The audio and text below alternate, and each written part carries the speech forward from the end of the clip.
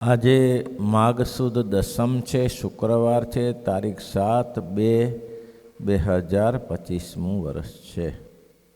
વચનામૃતમાં 4 મુદ્દા બતાવ્યા છે.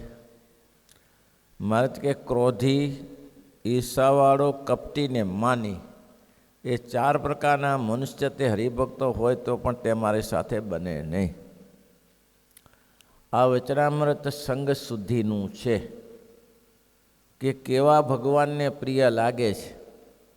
આ જગતમાં કોઈ પદાર્થ હોય તો એ સારામાં સારું ભગવાનને અર્પણ કરાય. તમારે સારા ફળ તૈયાર થયા હોય તો તમારે એમાંથી એક સારું ફળ ચૂંટીને ભગવાનને પહેલું અર્પણ કરવાનું. કારણ કે પ્રોક્તાસ્તે ભક્તે તે કૃષ્ણ આપે નાર્પિતમ વાર્યપી ક્વચિત. ભગવાનને અર્પણ કર્યા વગર કોઈ પણ વસ્તુને આપણે ગ્રહણ કરાય નહીં. ભગવાનના ભક્ત એને ભગવાનને અર્પણ કરવાનું કે મહારાજ જમો, તો કે ભગવાન એમાં જમી જાય છે, તો કે જમી જાય છે. ઘણા દાખલાઓ છે કે મૂર્તિમાં રહીને ભગવાને થાળ જમેલા છે. રામચંદ્ર વૈદ્ય હતા, તેમને બહુ એમ થયું એના ઘેરથી કે આજે તો ઘણા દિવસ થઈ ગયા ઠાકોરજીને મેં જમાડ્યા નથી. બહુ ગદગદ કંઠ થઈને જલેબી બનાવી ઠાકોરજી માટે. જલેબીના 10 ગૂંચડા ભગવાનના એમાં ઠાકોરજીના થાળમાં ધર્યા.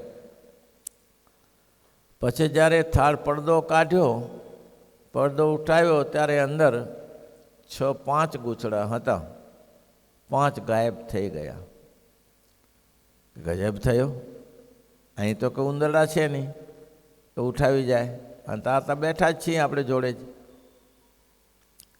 પછી બીજે દિવસે મહારાજ પાછા એક ગૂંચડા એક બેન હતા રાજભાઈ એને આપતા ગયા કે લ્યો આ અમે આજે જલેબી જમવા ગયા હતા એનો પ્રસાદ છે. ત્યારે એને કીધું કે રામચંદ્ર કે આજે તો મહારાજને તમે જલેબી બનાવી હતી, તો કે હા મને પ્રસાદ મહારાજ આપી ગયા. ત્યારે ખબર પડી કે આ તો એમાંથી પ્રસાદ ઓછો થયો. તે આવી લીલાઓ ભગવાને ઘણી બધી કરેલી છે. એટલે ભગવાનને માનો કે કોઈ મોટો રાજા હોય, રાજાના રાણીવાસમાં કેટલી બધી રાણીઓ હોય. હવે એ રાજા બધી રાણીઓની સાથે એટલો બધો કોન્ટેક્ટમાં ન હોય. કોઈ પ્રિય હોય ને કોઈ અપ્રિય હોય. રાણીવાસમાં તો રાણીઓની ખામી ન હોય. એ રાણીવાસમાં રાણીઓ જ રહે છે, પણ કોઈકને અતિ પ્રિય હોય અને કોઈક અતિ પ્રિય ન હોય. પ્રિય છે એનું કારણ એ છે કે રાજાને ગમતામાં રહે છે. રાજાને ગમે એવું રૂપ છે, ગુણ છે, જે કંઈ ચારિત્ર છે એટલે એ રાજાને પ્રિય છે. પહેલીમાં કંઈક એવી ખામી છે કે એનામાં રૂપ ગુણ કે જે કોઈ એટલામાં નથી, એટલે એને રાજા પ્રિય લાગતો નથી, અને આને રાજા પ્રિય લાગે છે. અને પહેલી કંઈક માંગણી કરે તો એને રાજા આપે તો આપે, નહીં તો ભૂલીએ જાય. એવું નહીં કે આપ્યું જ હોય એવું ન હોય, ના એ આપે. અને આને તો સામેથી રાજા એની સેવા સ્વીકારે છે, ભોજન ખાન પાન બધું એની પાસે જઈને સ્વીકારે છે, એના આવાસે જાય છે. અને રાજા એને સામેથી પૂછે છે તારે કંઈ જરૂર હોય તો કહેજે. તો એ કહેવાનું એટલું આ વચનામૃતમાં એમ કહે છે કે ક્રોધી, કપટી, ઈર્ષાવાળો અને માની આ કાઢો, પછી ભગવાન તમારું ઉપર રાજી થાય. ભગવાનને રાજી કરવા હોય તો સ્વભાવ ના જોઈએ, આ સ્વભાવ દૂર કરવા પડે. મહારાજ કે કામીનો તો વિશ્વાસ જ નથી. તો આ સ્વભાવ હટાવશો તો જ મહારાજ કે સુખી થશો, તે સિવાય સુખી નહીં થાવ. તમારો સ્વભાવ રાજાને પ્રિય એટલે કે ભગવાનને પ્રિય છે એવો છે? તમારો સ્વભાવ છે પ્રિય છે એવો ને? તો કે નથી. કોઈને લગ્ન કરવા હોય, પ્રેમ 2 બાજુ હોય ને ભાઈ. પ્રેમ તો 2 બાજુ હોય તો જ સંબંધ થાય, નહીં તો સંબંધ ના થાય. એકને પ્રેમ હોય બીજાને ન હોય તો ગમે ત્યારે ભાગી છૂટે. તો ઘણા કિસ્સાઓ છે. લગ્નના માંડવેથી 2 દિવસ 1 દિવસ અગાઉ ભાગી છૂટે. અહીં ધમાસણામાં ગયા હતા તે મેં કીધું શું થયું? અરે છોકરી ભાગી ગઈ. હા એ જ છે ધમાસણા, નામને આપણે નથી આપતા. એવું થયું. તો આવું થાય છે ભાઈ. લગ્નના માંડવાનો એક દિવસ બાકી હોય કે 4 કલાક ગમે તે માર્ગ કરી લે છે. કેમ? બેને સામે સામે સંબંધ નથી. તો તમારે ને પુરુષોત્તમ નારાયણને એવો પ્રિય સંબંધ તો હોવો જોઈએ કે નહીં? તો સંબંધ હોય ત્યારે મેળ બેસે, તે સિવાય ના થાય. એવા ગુણ ના હોય તો ના થાય. સામે સામે ગુણ હોવા જોઈએ. તમે કોઈને ચાલો, કોઈને એક ભાઈને પૂછ્યું કે સંબંધનું પાકું, તો કે 50% પાકું થઈ ગયું. તો કે આમાં કંઈ ટકાવારી તો ના હોય 50% પાકું થઈ ગયું એટલે. તો કે મારા તરફથી આ છે, તારા તરફથી તો 70 વાર હા છે, પણ પહેલી સામે હા પાડે તારે ઠેકાણું પડે ને. તારા તરફથી હા હોવાથી સંબંધ થઈ જાય ભાઈ? એ હા થઈ જાય કે મોદી સાહેબને ઓછો 50% ઓળખીએ છીએ. કેમ? તો કે આપણે ઓળખીએ છીએ પણ એ ના ઓળખે. તે એ ઓળખે એ મહત્વનું છે. આપણે તો દુનિયા આખી ઓળખે છે, નથી ઓળખતી મોદી સાહેબ કોણ છે, ભૂપેન્દ્રભાઈ કોણ છે ઓળખે છે. પણ એ કેટલા ઓળખે? એ તમને ઓળખતા હોય તો કામ થાય, તમે ઓળખો એનાથી કામ ના થાય. એટલે તમારે પહેલું વિચારવાનું કે આપણે લાયકાત છે કે નહીં. તમે એવી કોઈ લાયકાત કરી હોય, એવું કંઈ સરકારમાં કામ કરી આપ્યું હોય તો સરકાર તમને ઓળખે, તે સિવાય ન ઓળખે. એમ ભગવાનને માટે તમે એવું કામ કરો તો ભગવાન તમને ઓળખે, તે સિવાય ન ઓળખે. આ ઘણી જગ્યાએ નથી થતા. પેલા બ્યુરો લખે છે કે છોકરા થતા લગ્ન થતા ના હોય, પછી હમણાં જ વડતાલમાં જાહેરાત કરી હતી કે સંબંધમાં તકલીફ હોય તો અહીંયા તમારે અરજી કરી દેવી. એટલે અહીં બધા ભેગા થાય, એમાં કોઈ છોકરાનું સેટિંગ થઈ જાય. તો એવું અરજી કરે, તેમાં અરજી કરી હતી. એક ભાઈ નામ નોંધાયું. નામ નોંધાય પછી જોગ્ય થતું હોય એ થાય. પછી ત્યાં ગયા એટલે કે અંદર જાઓ. અંદર ગયા, એમાં લખ્યું હતું કે તમારે સંસ્કારી કન્યા જોઈએ છે કે સંસ્કાર વગરની? તો સંસ્કારી જ 2 દરવાજા હતા કે સંસ્કારી હતી. દરવાજો ખોલ્યો તો ત્યાંય 2 દરવાજા પાછા આવ્યા કે તમારે ભણેલી કન્યા જોઈએ છે કે અભણ જોઈએ છે? તો ભણેલી જ કોઈ લોકો રાણ કરે ને, બીજો કોણ તા ભણ લે. ત્યાં આગળ ગયો તો 2માં 2 દરવાજા આવ્યા પાછા. એમાં લખ્યું હતું કે ભાઈ તમારે પૈસાદાર છોકરી જોઈએ છે કે સામાન્ય છોકરી જોઈએ છે? તો કોઈ પૈસાદાર અત્યારે તકલીફ ના કે બધું સામે ઘર ચાલે ને. હવે આવી રીતે અંદર દરવાજો ખોલતો ગયો. પછી એક આગળ ગયો તો મોટો દર્પણ આવ્યું સામે, મોટો દર્પણ આવ્યું. દર્પણમાં એવું હતું, નીચે લખેલું હતું કે તમે જે કન્યાને પાસ કરવા માગો છો એમાં આ દર્પણમાં તમારું મોઢું જોઈ લો કે એને લાયકાત છો તમે. તમારામાં લાયકાત નથી અને પહેલીની લાયકાત જોવા જાઓ તો ભગવાન ક્યાંથી પ્રસન્ન થાય કયો? ત્યારે પુરુષોત્તમ નારાયણને તમે ગમાવી, તમારી લાયકાત લેવી પડે તો જ પરમાત્મા રાજી થાય. એટલે મહારાજ કે દુર્ગુણોનો ત્યાગ કરી અને સદગુણો મેળવો. પાણી ગંધાતું પાણી હોય તો કોઈ પીએ તળાવનું? તળાવમાં પાણી ગંધાતું હોય તો પીએ, પણ નિર્મળ જળ ભર્યું હોય, સ્વચ્છ જળ પડ્યું હોય તો જંગલમાં વટો માર્ગો જતા હોય એ પાણી પીએ. અત્યારે તો નહીં પીતા, પહેલાંના લોકો અમે બધા તળાવના પાણી પીને ઊંચા આવ્યા છીએ. તો વટે માર્ગો એ પાણી પીએ, પણ એ ગંધાતું પાણી કોણ પીવે? કોઈ ના પીવે. તમારી સ્વચ્છતા હશે તો 4 લોકો તમને ચાહશે. તમારી વાણીની સ્વચ્છતા જોઈએ, વાણીમાં પ્રેમ જોઈએ, વર્તનમાં પ્રેમ જોઈએ, તો ભગવાન તમારી સાથે રહેશે. મહારાજ કે એવા ભક્તને તો હું સાથે રાખું છું. છેલ્લે જજમેન્ટનો ખુલાસો આપ્યો ને, અમારી તો એ જ પ્રકૃતિ છે જેના હૃદયમાં ભગવાનની એવી પરિપૂર્ણ ભક્તિ હોય, તેના હૃદયમાં ભગવાન કહેવાયમાં નિવાસ કરીને રહીએ છીએ. ભક્તિ જ ન હોય તો રહીને શું કરવું? તો પેલો જોઈએ ક્રોધ. ક્રોધે કરીને ભલભલાનું પતન થયું છે. ક્રોધે કરીને ભાઈ, ક્રોધથી શું ના થાય? ભલભલા ઉડી જાય. આ સંપ્રદાયમાં એક ઇતિહાસ છે. સ્વામિનારાયણ ભગવાન એક નદીને કિનારે પટ ઉપર બેઠા હતા અને લગભગ 101 જેટલા સાધુ હતા. 100 સાધુ હતા. 101 જેટલા સાધુ હતા. એને મહારાજે કહ્યું કે સંતો, આપણે ઘણી પ્રકારની લીલાઓ કરી છે. શાક ઉત્સવ કર્યા, રંગ ઉત્સવ કર્યા, ઘણા ઉત્સવ, દિવાળીના ઉત્સવ કર્યા, હોળીના ફાલ્ગુન ઉત્સવ કર્યા, ફૂલડોલ ઉત્સવ કર્યા. આ બધી લીલા કરી છે. આજે એક નવી લીલા કરવી છે. હા મહારાજ બોલો. શ્રીજી મહારાજની સામાન્ય લીલામાં કંઈ ને કંઈ ભરેલું હોય, જગતના જીવને ખબર ના પડે. આજે એક નવી લીલા કરવી છે. મુક્તાન સ્વામી કે કયો મહારાજ, કઈ લીલા કરવી છે? મારે કે તમે બધા ખેસિયા ઓઢ્યા છે ને, એ ખેસિયા લઈ લો. ખેસિયા લઈ અને એને વળ આપો.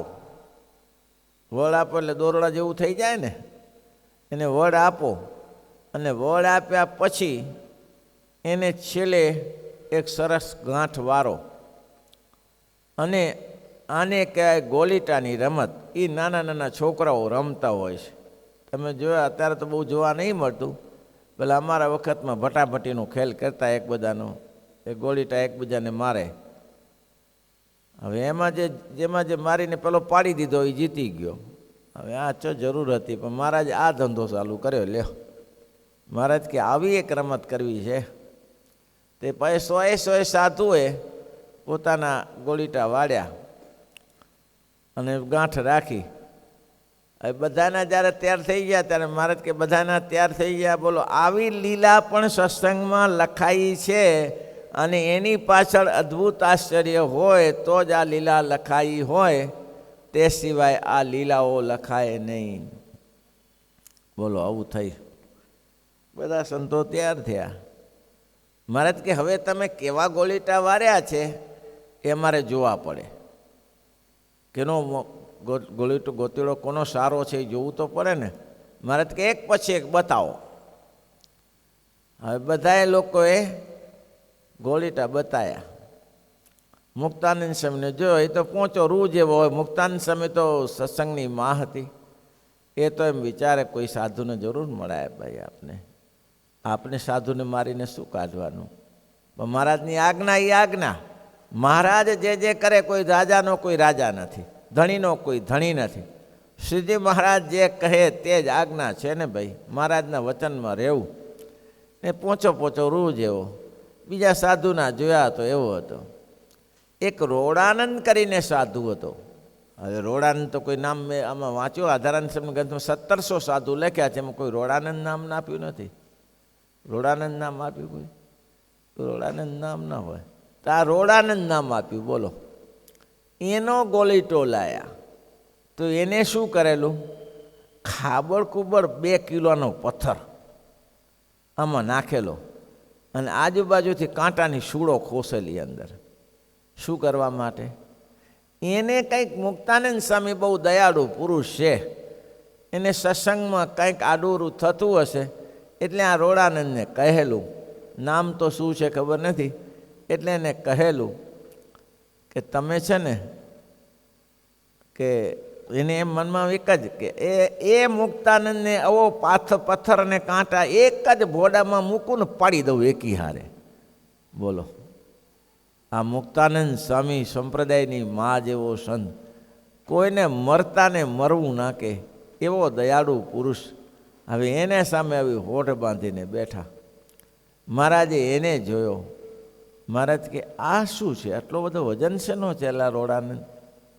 રોડાનંદ એટલે કેવું કે રોડું કહેવાય, પથ્થરને રોડું કહેવાય. એટલે રોડું અંદર ભરીને લાવેલો એટલે એનું નામ રોડાનંદ પડી ગયેલું. ઘણે તમારે અટકો પડી જાય છે ને ઘણી. કોલા ભાઈચંદ કાકા ચાવાળા, તો કે ચાવાળા તો કે અટક છે તે? એ અટક ન હોય તો એ અટક એનાથી કાર્યથી પડી ગઈ. જેવું માણસ કાર્ય કરે નથી ને અટક પડી જાય છે. તે આ રોડાનંદ નામ પડી ગયું. મહારાજે ખોલ્યું. મહારાજ કે હા, તારું મુક્તાનંદ સ્વામીએ શું બગાડ્યું છે? મુક્તાનંદ સ્વામીએ તારું શું બગાડ્યું છે? તે આ તું મારવા તૈયાર થયો. ઓહો, આ સંત સત્સંગમાં અમે જેને ગુરુ માનીએ છીએ, મહારાજ કહે છે કે અમે જેને ગુરુ માનીએ છીએ, અમે જેને પગે લાગીએ છીએ, એ મુક્તાનંદ સ્વામીને મારવા તૈયાર થયો. પછી તો શ્રીજી મહારાજ કે સાધુ રામ આવો, મારી જોડે આવો. ખુલ્લું મેદાન હતું. ખુલ્લા મેદાનનો પટ હતો. ક્રોધે કરીને માણસ શું નથી કરતો ભાઈ, એટલા માટે કહે છે ક્રોધ ટાળો. અને જુઓ વચનામૃત લોયાનું પહેલું, લોયાનું પહેલા વચનામૃતમાં જ મહારાજે આ વાત બતાવી. શું બતાવી? મહારાજ કે ક્રોધ ભૂંડો છે. કેવો? આ સભામાં બેઠા છીએ અને સાપ નીકળે તો આપણે એમ કહીએ આવી જા એમ કહીએ, આવો આવો, હાથ ફેરવીએ આપણે સાપ. એ સાપ ઉપર હાથ ફેરવાય ને બહુ મજા આવે, હુંવાલો હોય. સાપ ઉપર હાથ ફેરવી જોઈએ, બહુ સુવાલો હોય. પણ મર્યા પછી જીવતાનું ઉપર ના ફરાય. તે એ સાપ ઉપર કોઈ હાથ ના ફેરવે. અરે હાથ તો ના ફેરે, અહીંયા આવતો તો ઉઠીને ભાગી છૂટે બધા, પણ કરડતો નથી. અરે કરડે નહીં તો સાપ જ છે ને ભાઈ. તો મહારાજ કે આ સભામાં સાપ નીકળ્યો હોય તો કોઈ બેસી શકે ખરું? ક્રોધ આના જેવો છે, ભૂંડો છે ક્રોધ. આ ક્રોધથી ભલભલાને પરેશાની થાય છે. પછી બીજું દ્રષ્ટાંત આપ્યું. લગારે ક્રોધ અસર કરે તો કે હા એક અસર કરે. કેવી રીતે? ગામને ઝાંપે સિંહ તાડુકતો હોય, કોઈને કરડે નહીં, તો એ કોઈ ગામથી બહાર નીકળે? ભાઈ નીકળે? સિંહ તાડુકે છે, લોયાનું પહેલું વચનામૃત છે. સિંહ તાડુકે છે તો કોઈ જાય ખરું? ના જાય. તેમ મહારાજ કે ક્રોધ લગારે હોય તે પણ અસરકારક થાય છે. પછી પ્રશ્ન પૂછાયો કે દુર્વાસા ત્યાંથી ક્રોધ રાખ્યો છે, એ તમારે જરૂર છે. પાછો લગારે ક્રોધ તમારે એ કાર્ય માટે જરૂરી છે. નાના છોકરા રમતા હોય તો તમારે જરાક હાકલ નાખીને કહેવું તો પડે ને કે એ જપીને બેસને, અહીંયા કને શું તોફાન મચાવ્યું છે. પછી ગમે તેમ સ્કૂલમાં તોફાન કરીને આવે અને તમે એને કહો છોકરું છે, થઈ જશે, તો ચલાવી લેવાય. છોકરું છે તો ના મેળ બેસ. ક્રોધે કરીને ભલભલાનું પતન થાય છે. તો એ જગ્યાએ સેજ ક્રોધ કરીને કહેવું એ ક્રોધ ના કહેવાય. મેં કીધું ને તબલા વગાડીએ ત્યાં સુધીના ડટા ફિટ કરવા પડે, પછી ઉતારી નાખીએ, ગાડું બંધ થાય, ગાવાનું બંધ થાય એટલે ડટા પાછા ઢીલા કરી નાખાય. એ જ્યાં સુધી તમારા મગજમાં કોઈ કાર્ય કરવાની પદ્ધતિ હોય ત્યાં સુધી થોડું કડક કરીને કાર્ય કરી લેવું પડે, પણ પછી ઉતરી જાય, પછી ક્રોધ રહે નહીં. રોડાનંદ જેવું ના કરાય. રોડાનંદને મહારાજે કહ્યું આય મારી બજાય. એ રોડાનંદને મહારાજ બે હાલે ઇતિહાસ એવો લખ્યો છે. મહારાજ હજી તો એ રોડાનંદની આગળ જાય છે અને ત્યાં આગળ જતા શું થયું? મુક્તાનંદ સ્વામીને એમ થયું બધા સંતોને શું સજા કરશે. એટલે મુક્તાનંદ સ્વામી ઊભા થતા હતા કે મહારાજ બિચારો ભલો છે, કંઈક ભૂલ કરી હશે. તે મુક્તાનંદ સ્વામી બહુ દયાળુ, સંત માટે બહુ દયા, થઈ જશે હરખું મહારાજ રહે. ત્યાં તો મહારાજ એ સાધુ ખબર ના પડી ક્યાં ગયો. 5-10 ડગલા ચાલ્યા અને એ સાધુ ક્યાં અદ્રશ્ય થઈ ગયો, કોઈને દેખાણો નહીં. બોલો. અને અત્યાર સુધી એ સાધુનો ઇતિહાસ મળતો નથી. મહારાજે આ શતદેહે કયા નરકમાં નાખ્યો એને, બોલો. અત્યાર સુધી રોડાનંદનું નામ નિશાન આવતું નથી. કેમ? ભગવાન તો સ્વતંત્ર છે, દયાળુ છે. ભગવાન ધારે કરી શકે, કરુણાના નિધિ છે. જીવ પ્રાણી માત્ર ઉપર કર્યા છે. મહારાજ કે અવળો ચાલે એના ઉપર તમે કરુણા કરવા જાઓ એ મેળ ના બેસે. અવળો ચાલે એને સવળો જ કરવો જ પડે. કોઈ મહારાજ કે સાધુના પંચવર્તમાન છે, એમાં સાધુ કોઈ ભંગ કરે અને તમે કહો નાનો છે કાલે થઈ, એ નાનો મોટો થશે ને ત્યારે મહા ઉપાધિ થશે. અને ગ્રસ્તાશ્રમીના પંચવર્તમાન છે, એ ગ્રસ્તાશ્રમી પંચવર્તમાન ભંગ કરે ને આપણે કહીએ કે વાંધો નહીં, હજી થઈ નવો છે ને, નવો છે ત્યારથી જ એને આંટી પાડી દો કે આ રીતે કરવું પડશે, આ રીતે જ ચાલવું પડે. સત્સંગમાં રહેવું હોય તો આ કરવાની જરૂર છે, એ જરૂરી છે ભક્તજનો.